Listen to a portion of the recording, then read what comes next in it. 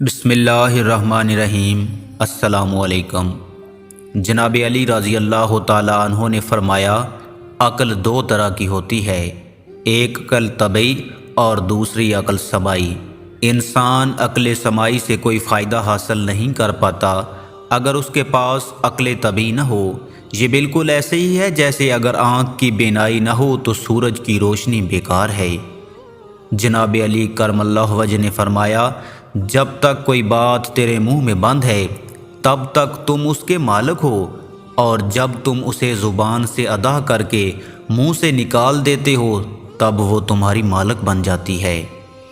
حضرت علی علیہ السلام نے فرمایا، شریف کی پہچان یہ ہے کہ جب کوئی اس کے ساتھ سختی کرتا ہے تو وہ سخت ہو جاتا ہے، اور جب کوئی اس کے ساتھ نرمی سے بات کرے تو وہ نرمی سے جواب دیتا ہے۔ اور کمینے کی پہچان یہ ہے کہ جب کوئی اس کے ساتھ نرمی سے بات کرے تو اس کا جواب سختی سے دیتا ہے، اور سختی سے بات کرنے والے کے سامنے ڈھیلا پڑ جاتا ہے۔ مولا علی علیہ السلام نے فرمایا، جب کوئی آدمی کسی دوسرے آدمی کے عیب کی تلاش میں رہتا ہے تو ایک وقت آتا ہے کہ اسے اس کا کوئی نہ کوئی عیب مل ہی جاتا ہے۔ شیر خدا کا فرمان ہے، جو شخص جان بوجھ کر گمراہی کا راستہ اختیار کرے اسے کوئی راہ راست پر نہیں لا سکتا۔ حیدر کرار نے فرمایا، کبھی اچانک تمام کام درست ہو جاتے ہیں اور کبھی طلبگار ناکام رہتا ہے، اور میں نے اللہ کو اپنے ارادوں میں ناکامی سے پہچانا۔ خیبر شکن مولا علی کا فرمان ہے، جب کسی شخص کا علم اس کی عقل سے زیادہ ہو جاتا ہے تو وہ علم اس کے لیے وبال جان بن جاتا ہے۔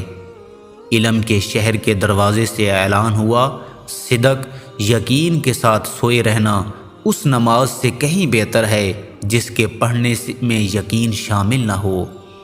امام علی کا فرمان ہے، جب عقل کامل ہو جائے تو کلام کم ہو جاتا ہے اور آدمی اکثر صحیح بات کرتا ہے۔ ایک شخص نے جناب علی کرم اللہ وجہ سے سوال کیا، انسان مختار ہے یا مجبور؟ آپ نے جواب دیا، اپنی ایک ٹانگ اٹھاؤ۔ اس شخص نے اپنی ٹانگ اٹھائی، تب آپ نے کہا اب دوسری بھی اٹھاؤ۔ وہ بولا میں اس سے مجبور ہوں، تو آپ نے فرمایا یہی مثال مختار اور مجبور کی ہے۔